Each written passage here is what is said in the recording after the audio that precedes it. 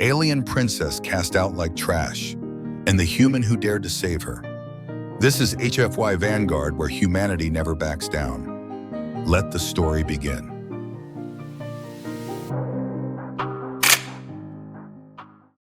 The night air of New Shanghai's industrial district was a suffocating cocktail of neon light and toxic haze. Towering smokestacks exhaled plumes of metallic vapor that clung to the streets like a second skin. From the high-rise corporate towers, streams of holographic adverts shimmered in cold colors, bathing the junkyards below in an eerie glow.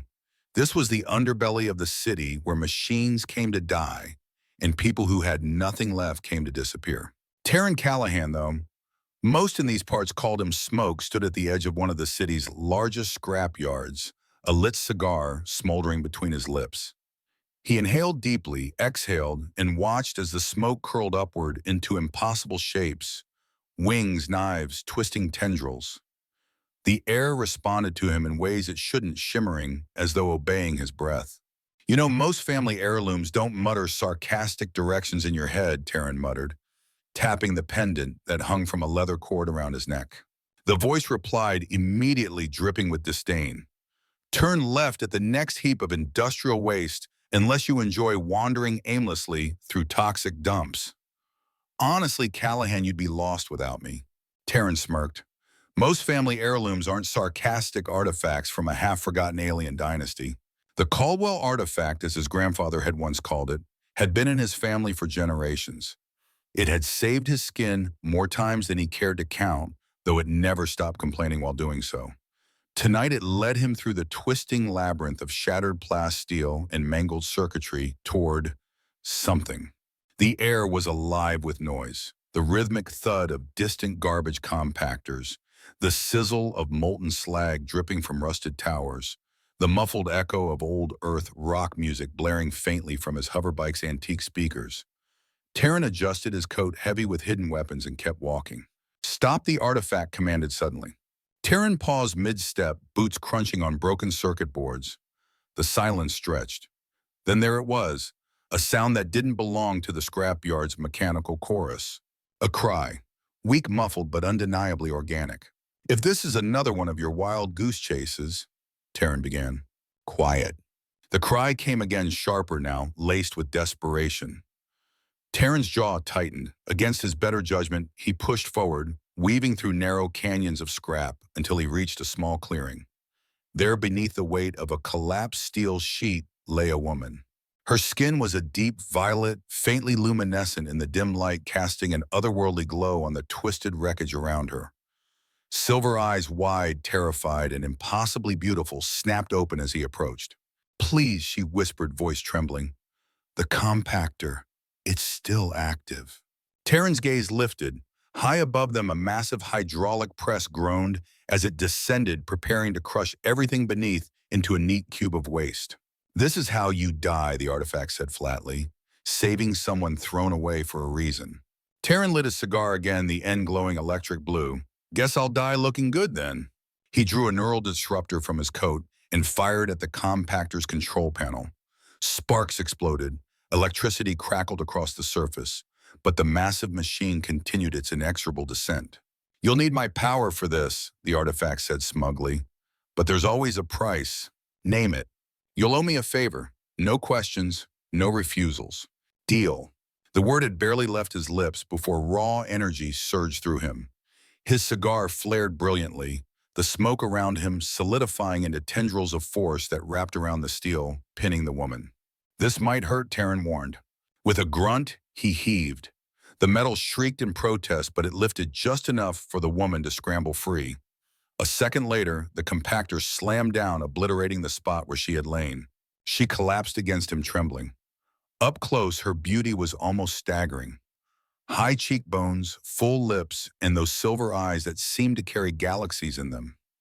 Her clothing was simple, torn, and dirty, but there was no mistaking the grace in her bearing. "Thank you," she breathed. "I'm Freya." "Taryn Callahan," he replied, steadying her. "Most people call me Smoke." "I can see why." Her gaze flicked to the smoke coiling protectively around them, forming a question mark above their heads. "How precious," the artifact drawled. Now leave her and let's go. Our business here is finished. But Freya's legs gave out. Taryn caught her easily shocked by how light she felt despite her tall frame. Sorry, she murmured. I've been here, I don't know how long. They threw me away like garbage. Her voice hardened. They my family. Taryn's eyebrows shot up. Family. Her silver eyes gleamed with both fury and pain. What passes for family in the royal house of the stellar Concordat? My adopted brother convinced our father that my bloodline was impure, unfit to rule. Exile wasn't enough, so they tried to dispose of me. A tiny crown formed in Terran's smoke, only to dissolve into question marks. A princess, huh? Or should I say former princess? Former Freya said bitterly. Fascinating, the artifact mused. Political intrigue. Perhaps this is worth our time after all. Shut up, Terran muttered. Not you, princess, he added quickly, seeing her confusion. Just arguing with my jewelry. Long story involving ancient magic and my grandfather's questionable life choices. Before Freya could reply, the scrapyard trembled with a distant explosion. The whine of approaching engines cut through the air. Freya tensed. They're coming. My brother's hunters. The cleaners. Elite. Biomechanical. They must have detected the artifact's surge. Leave her, the artifact urged. She's trouble. Walk away now and live. Terran smirked, puffing his cigar. The smoke twisted into shapes of spacecraft and explosions. How do you feel about unnecessary complications, princess? Freya's lips curved in a faint, defiant smile. Better than death. That's my girl. Terran clicked a small remote. A deep rumble answered as his heavily modified hoverbike screamed around the corner, chrome glinting in neon light. Its antique speakers blasted the opening chords of Highway to Hell. This is a terrible idea, the artifact warned. Those are my favorite kind, Terran said, helping Freya onto the seat. Hold on tight, princess. Things are about to get interesting. She wrapped her arms around his waist as he gunned the engine. Plasma bolts sliced the air above them, sizzling into molten slag. 3 sleek black ships emerged from the smog weapons glowing. Freya's breath was warm against his ear. Those would be the cleaners. Charming, Terran replied, revving the engine. The hoverbike shot forward, tearing through the scrapyard's narrow passages. Neon and fire streaked across the night as the first bolts rained down. Freya clung to him. Terran grinned against the chaos. Let's show them how we do things on Earth. And with that, the chase began. The roar of the hoverbike's engine split the night, its guttural growl echoing off towering walls of twisted steel. The scrapyard became a neon canyon, streaks of plasma fire illuminating heaps of broken machines and shattered plasteel towers. Terran leaned forward, teeth bared in a grin, cigar clenched tight between his lips. The blue flame at its tip flared with every breath, trailing smoke that formed a shifting veil around them. Behind him, 3 sleek black skimmers swooped low, their sharp silhouettes cutting through the smog like predatory birds. Plasma cannons glowed with deadly precision. Cleaners, Freya whispered against his ear, her arms locked around his waist. Her voice was taut with fear, but there was something else there too. Anger. Terran tilted his head just enough for her to hear him over the engine's thunder. Biomechanical, yeah. Enhanced reflexes, perfect. Aim, don't need bathroom breaks. She tightened her grip. They were designed for royal protection. My brother twisted them into assassins. Terran chuckled darkly. Figures. He yanked the handlebars, sending the bike veering sharply left. A blast of plasma sizzled past, scorching the wreckage. The shock wave rattled them, but Terran's grin only widened. Left fool, the artifact barked in his head. I'm already turning left. Don't start, Terran shouted back. Are you talking to yourself? Freya asked, voice tight. Not myself, my jewelry. Another plasma bolt slammed into the ground beside them, vaporizing a mound of junk into molten slag. Freya flinched but held on. Does it always complain this much? She asked. Only on days ending in Y. The bike shot forward, Terran weaving through collapsing towers of scrap as debris rained down around them. He spun the bike onto its side, sliding through a gap barely wide enough for the machine's frame. Sparks screamed across metal as they scraped through plasma fire exploding overhead. Freya gasped, half in terror, half in disbelief. You're insane. Terran laughed, teeth gleaming in the neon. Insane is just stylish with bad PR. The artifact's voice cut through dry as ever. When we die horribly, I will say I told you so. Added to the list. Behind them, one of the skimmers tried to follow through the gap. It wedged itself between two rusted towers and detonated in a spectacular bloom of fire. The blast wave shoved Terran's bike forward like a sling. One down, Terran called over his shoulder. How's that for style? Reckless Freya shot back, though her lips twitched in a ghost of a smile. But impressive. Terran blew a stream of smoke that hardened into a shimmering barrier just as another volley of plasma screamed toward them. The bolts ricocheted off in sprays of sparks. Freya's eyes widened. That's not technology. Family secret, Terran said, tapping the pendant. Most people call it magic. I call it good timing. Stop giving away my secrets to strays, the artifact snapped. She's not a stray, Terran muttered. She's a complication. Freya leaned closer. Why are you helping me, Smoke? You don't even know me. The question hit him harder than the shockwaves rocking the bike. For a moment, he saw her silver eyes reflecting the chaos around them, fierce yet vulnerable. He took a slow drag from his cigar, exhaled smoke that twisted into a shield as another blast struck. Because I've got a problem with people who throw away family like trash. The artifact went quiet in his mind, not gone, but subdued as if grudgingly approving. Above them, the two remaining skimmers banked hard, circling to cut them off. Terran's console flashed red warnings, fuel levels, critical engine strain peaking. We've got about 2 minutes before this thing quits on us, Terran shouted. Freya scanned the landscape ahead. Her eyes locked on a hulking structure rising from the junkyard's heart. The automated recycling plant. The electromagnetic fields inside will disable their targeting systems. And my bike. Yes, she said, meeting his gaze, but it's our only chance. Terran grinned. Perfect. He gunned the engine, the bike screaming toward the looming intake port of the recycling plant. The structure was a mechanical beast, massive grinders chewing through tons of waste conveyor belts, snaking into shadow sparks raining like artificial stars. This is suicide, the artifact cried. Only if we miss. The cleaners closed in plasma fire, tearing holes into the ground just meters from their wheels. Terran reached back, grabbed Freya's hand and squeezed. When I say jump, Princess, jump. Her eyes blazed with defiance. First time for everything. The intake grew larger, its grinders spinning with deafening roars. The bike hurtled forward at impossible speed. Terran waited, breath steady, smoke swirling like armor around them. Jump! They leapt together. For one heart-stopping second, there was nothing beneath them but a storm of sparks and death. Then Terran's smoke solidified, forming a sliding ramp that carried them to a maintenance platform. Behind them, the bike disappeared into the grinders. A second later, the pursuing skimmers collided midair in their desperate attempt to avoid the same fate. The explosion was apocalyptic, lighting up the night sky in blue-white fire. Terran and Freya landed hard, rolling across the platform. She scrambled upright, chest-heaving, violet skin glowing faintly in the light of the flames. That, she whispered, her lips curling into a smile, was exhilarating. Terran pushed himself up, brushing ash from his coat. His cigar smoke shaped itself into tiny fireworks that popped overhead. Reckless, insane, stylish.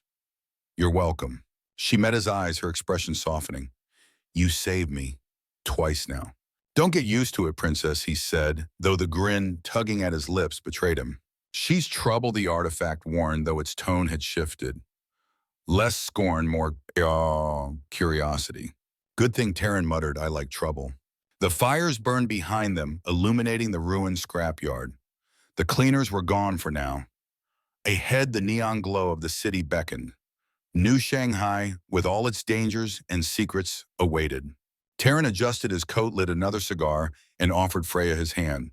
Come on, let's get out of here before more friends show up.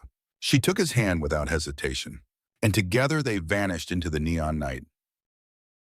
New Shanghai rose like a neon jungle beyond the scrapyard's edges, a city of contradictions where holographic opulence towered over industrial decay.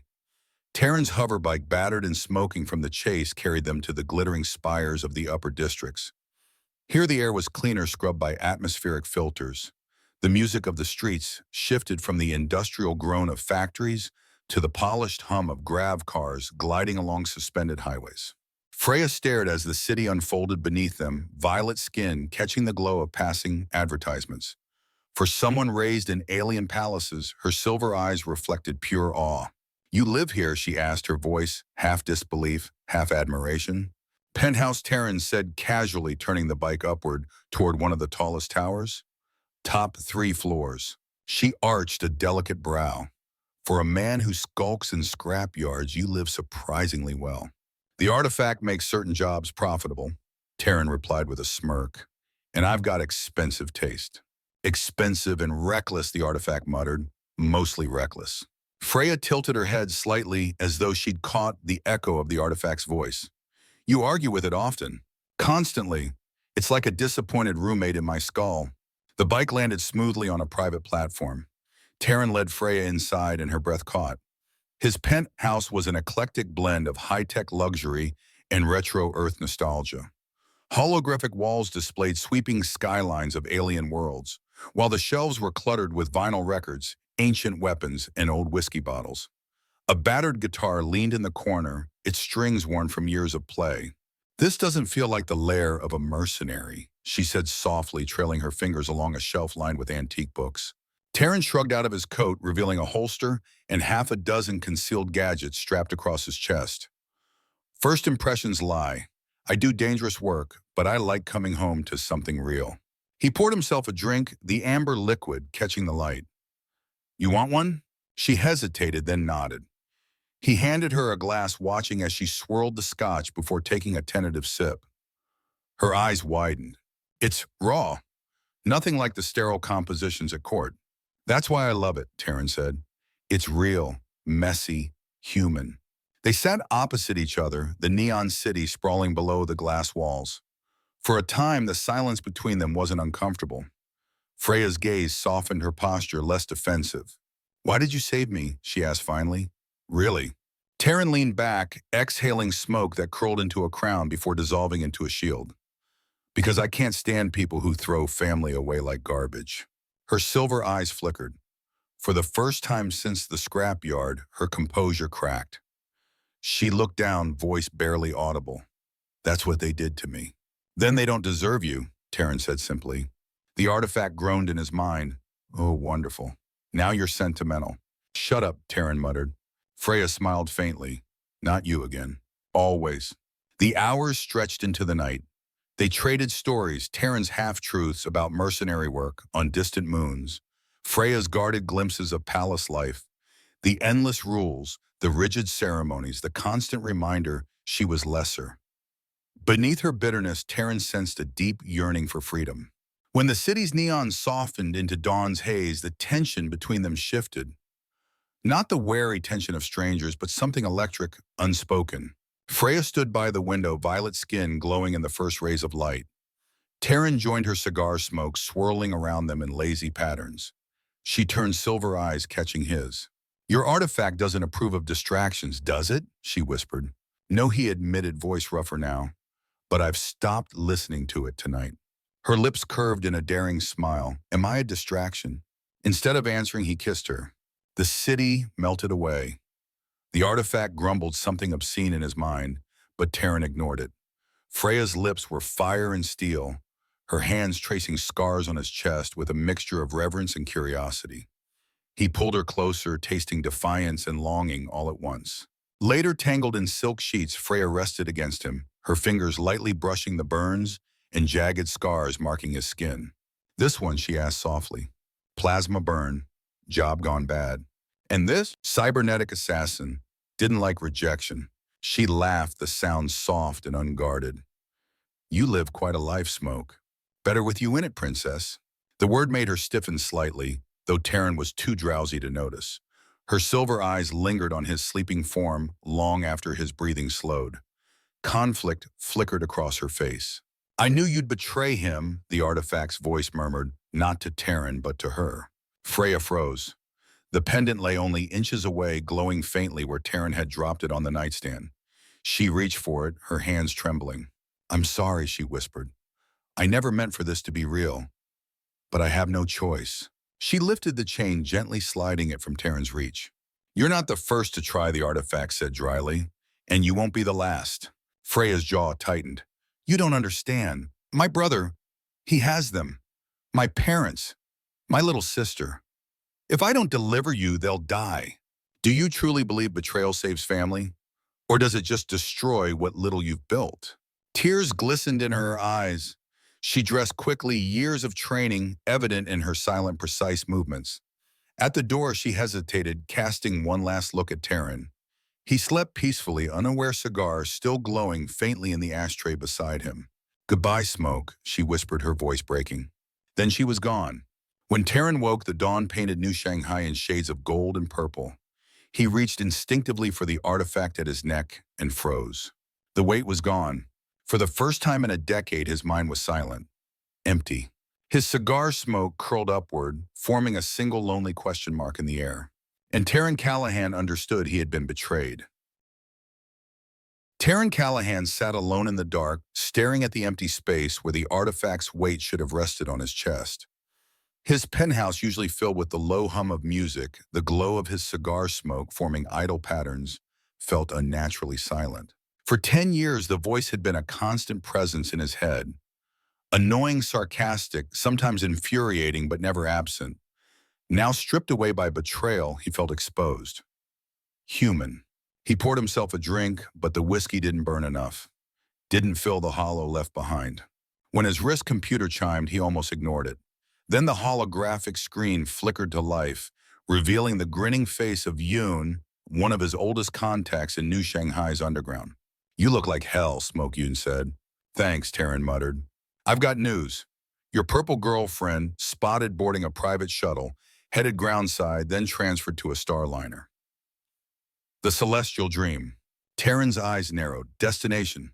Stellar Concordat Space, first-class ticket. Alias Violet Smith, Yoon smirked. Creative, huh? Taryn drained his glass jaw tight. Send me the coordinates. You're going after her. Without your Yoon gestured vaguely at his own neck, meaning the artifact. She took the artifact, Taryn said coldly. Not my brain. He grabbed his coat, checking his disruptor's charge. And I want answers. Yoon shook his head. Your funeral, buddy. But if you survive, you owe me a drink. The transmission ended. Taryn lit a cigar, the smoke curling weakly without its usual magic. He watched the city lights flicker below and whispered, You better have a damn good reason, princess. The Celestial Dream lived up to its name. The Starliner gleamed like a floating palace, its polished hull reflecting starlight as it cut through the void. Inside, the first-class lounge overflowed with aristocrats in shimmering garments, glasses of crystalline liquor in hand, laughter bubbling like it cost nothing. Freya moved among them like she belonged. Regal poised yet distant, her violet skin glowing under the chandeliers, silver eyes betraying the storm within. Around her neck, the artifact rested heavily, pulsing, faintly with restrained energy. She gripped her drink, trying to drown out the memory of Taryn's sleeping face, the warmth of his arms, the ache of his words. I can't stand people who throw family away like trash. Her brother's voice haunted her louder than any guilt. Bring me the artifact, sister dear, or mother and father's life support will fail, and little Na's cries will be the last thing you hear. She clenched her jaw, whispering to herself, I'm sorry, Smoke. I had to. Had to, what the artifact's voice said, suddenly startling her. Her grip tightened around her glass. Stay out of this. On the contrary, I understand better than you think. I've seen centuries of family betrayal. You're not unique, princess. Then you know why I did it. Do I, or are you just afraid to trust someone else with your pain? She slammed the glass down, earning curious stares from the aristocrats. She forced herself to breathe to steady her hands. She couldn't afford to fall apart. Not now. Meanwhile, Taryn was already on board. He had bribed, bluffed, and threatened his way past security, slipping into the ship like a shadow. Without the artifact's guidance, every step felt heavier. But he had something else, the stubborn determination of a man who refused to be discarded. He tracked her through maintenance corridors, the hum of engines vibrating beneath his boots. His disruptor was steady in his grip, but the real weapon burned in his chest, betrayal raw and sharp. When he finally saw her pressed against the curve of a balcony, silver eyes staring out into the void, it hit him harder than a plasma round. He stepped from the shadows. Hello, princess. She spun, breath catching. Terran. He moved closer, slow, deliberate eyes locked on hers. His hand closed around the chain at her throat, the artifact between them. Missing something. The pendant pulsed, reacting to his touch as though recognizing both master and thief. For a brief instant, there was no battle, only pain in his eyes mirrored in hers. Terran, please. She choked on the words. Just kill me, but save them. Save my family. His grip loosened, slightly confusion flickering across his face. What are you talking about? And then for the first time, the artifact spoke to them both. Its voice filled the air, resonant and cold. Perhaps I should explain. Both of you broken by betrayal, both clinging to the scraps of family. How poetic. Freya staggered. You're speaking to him. To you both, the artifact corrected. Because you are both worthy. He, the fool who risks everything for those discarded. You, the exile who still bleeds for those who betrayed you.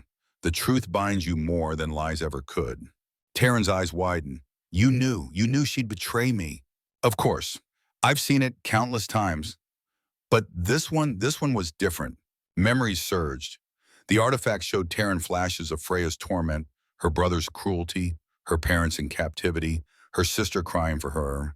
And Freya, in turn, saw Terran's scars not just on his skin, but in his soul. Memories of abandonment, of people who left him behind, of his desperate need to believe family meant something. Tears spilled down Freya's cheeks. I couldn't risk them. I couldn't risk you. Terran touched her face, rough thumb, brushing her tears away. That's exactly why you should have trusted me. For the first time, she broke. Her silver eyes closed and she fell into his chest, trembling. His arms wrapped around her, pulling her close. He whispered into her hair, I should hate you. But I don't, because I know what it's like to be thrown away. Touching the artifact muttered, though its tone had softened. But you still have a homicidal brother to deal with. Perhaps focus on that. Terran smirked, pulling back just enough to meet Freya's eyes. He wants this thing fine. Let's give it to him. Freya's breath caught. You can't. Oh, I can, Terran said, grin wicked. But not the way he expects. Together, still clinging to each other, they looked out at the stars. The celestial dream hurtled toward the stellar concordat, toward Freya's cruel brother, toward a palace filled with shadows and danger. And for the first time, they weren't running away. They were heading straight into the fire. The royal palace of the stellar concordat loomed against an alien sky, a twisted jewel of crystalline towers that caught the starlight and refracted it into a kaleidoscope of colors. From orbit, it was breathtaking. Up close, it was oppressive, a monument not to beauty, but to dominance.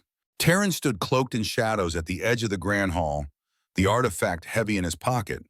He could feel its pulse even from a distance, as though it were impatient, eager for the confrontation ahead. Beside him, Freya walked with shackled hands, her chin lifted high, despite the guards dragging her forward. She wore the chains like a queen wore jewels, defiantly daring anyone to mistake humiliation for defeat. The hall erupted in whispers as the courtiers recognized her. The discarded princess, the exile returned. On the throne sat Vex, her brother. He was handsome in the way polished glass is cold sharp, brittle. His smile was that of a predator playing with its food. His robes shimmered with nanofiber silk and his eyes glowed faintly with the inhuman sheen of biomechanical augmentation. Well, well, Vex purred, descending the crystalline steps with deliberate grace. Sister dear, you finally decided to join our family reunion. Freya's voice was steady, though her heart thundered. I brought what you wanted. Gasps echoed through the hall as she held up the pendant. The artifact pulsed once as though laughing. Vex's smile widened, cruel and triumphant. Ah, the infamous Caldwell relic. With this, the throne will finally belong to one worthy of it. He reached for the chain. Terran tensed, ready to strike, but the artifact's voice whispered in his mind, patience. Vex slipped the chain around his neck. Power surged through him in a violent torrent. His body convulsed, eyes blazing as alien knowledge and raw energy flooded his nervous system. Yes, he hissed, veins glowing beneath his skin. I feel it, the power, the legacy. The universe will bow to me. Freya's lip curled. You were never worthy. Vex's laugh echoed sharp as shattering glass. Naive to the end. You think blood makes you an heir? No, sister. Power does. Terran stepped from the shadows, voice hard as steel. Funny thing about power, it hates being abused. The hall gasped again. The infamous mercenary stood, revealed cigar smoke curling from his lips. Vex sneered. The human stray. Did she bring you as her pet? Pet Terran grinned wolfishly, more like exterminator. Before Vex could retort, the artifact's voice boomed, not in Terran's head this time, but aloud, reverberating through the chamber. Fun fact about Caldwell Tech, it chooses its wielder, and it really doesn't like entitled brats who throw away family. The energy surging through Vex turned jagged, unstable. His triumphant expression twisted into horror. What is this? The artifact's laughter was merciless. Judgment. Vex screamed as the power overloaded his augmentations. His limbs spasmed, circuits burning under his skin flesh in machine warring for dominance. His beautiful face warped, drool spilling from his lips as his body betrayed him. The courtiers recoiled in terror. Guards hesitated, eyes flicking between their master's collapse and Freya's steady defiance. Terran strode forward, cigar glowing blue. You wanted the artifact, Vex. Congratulations. It doesn't want you. He knelt beside Freya, snapping her shackles with a burst of smoke-forged force. She rose, standing tall beside him. Even without a crown, she radiated authority. Your rightful heir stands before you, she declared, her voice carrying through the hall. I was thrown away, discarded like trash, but I am still here, and I am done being silent. The artifact pulsed in Terran's hands, sliding itself back around his neck as though choosing him again. Smoke billowed outward, forming shields against the guards who finally broke ranks and raised their weapons. Terran's grin was feral. Showtime. Blaster fire erupted. Plasma bolts screamed across the throne room. Terran moved like chaos, embodied smoke twisting into walls that deflected shots, tendrils that lashed out like whips. He fired his disruptor with casual precision, each shot dropping a guard without killing, just disabling. Beside him, Freya fought with startling grace. She moved like a warrior, trained in secret, every strike calculated, every dodge elegant. Terran caught himself staring even in the middle of battle. Remind me never to underestimate you, he muttered. Remind me never to bet against you, she shot back, silver eyes blazing.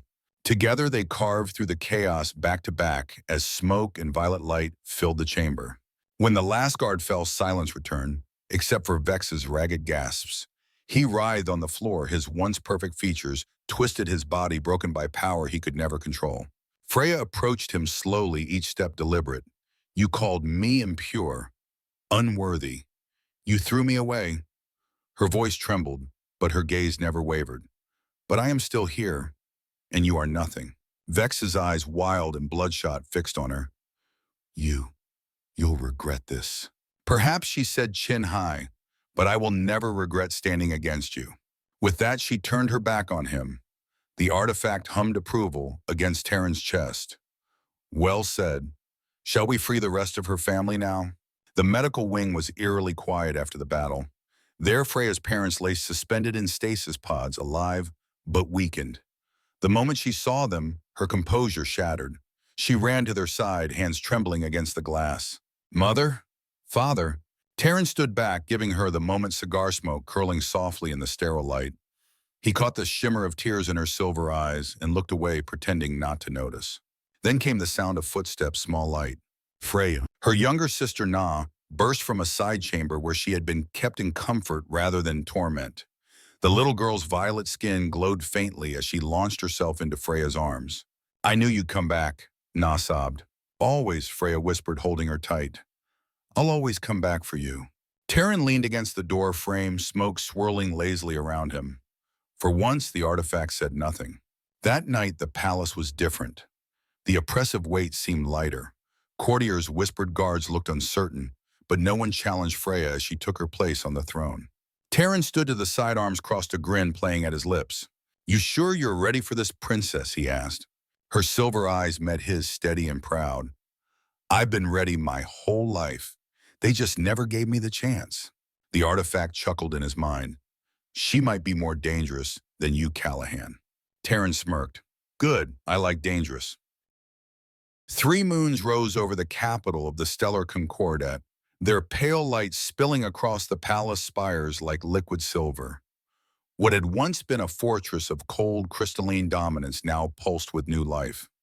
Music drifted through its halls, not the sterile court symphonies of old, but the wild, messy chords of earth rock blending with alien strings into something altogether new. At the highest balcony, Freya stood crowned, not with the brittle circlet her brother had worn, but with a crown reforged tempered by struggle.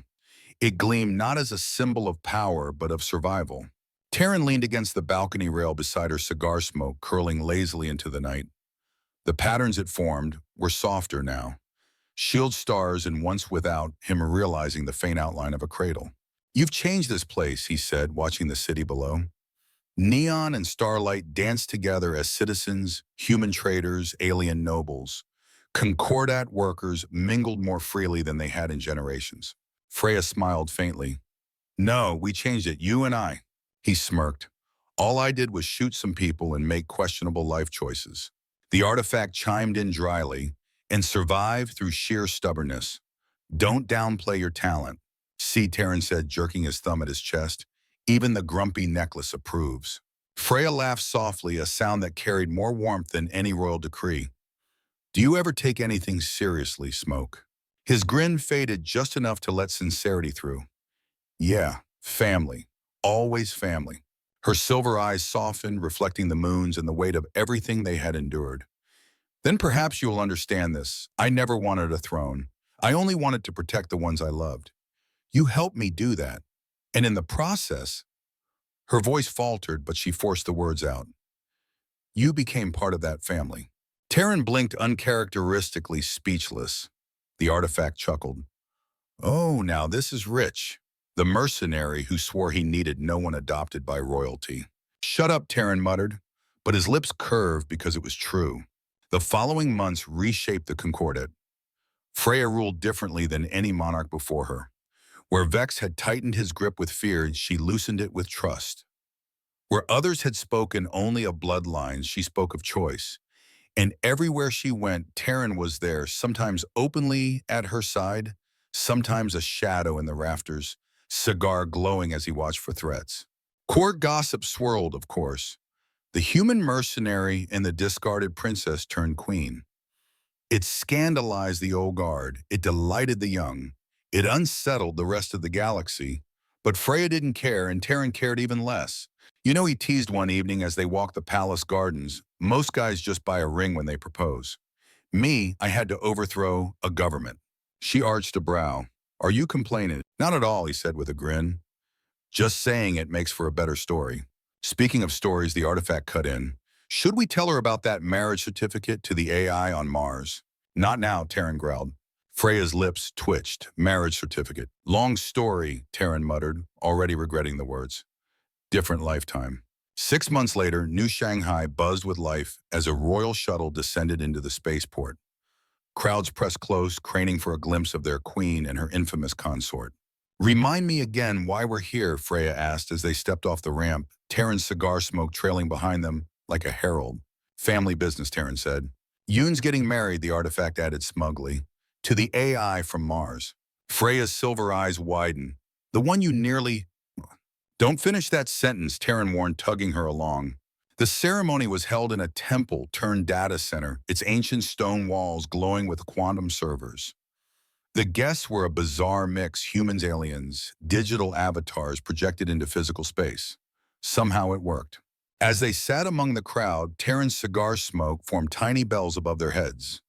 Freya leaned close, her hand brushing his. "I have news," she whispered. Taryn raised an eyebrow. "Good news or trouble?" "Both." She guided his hand to her stomach and her silver eyes shimmering.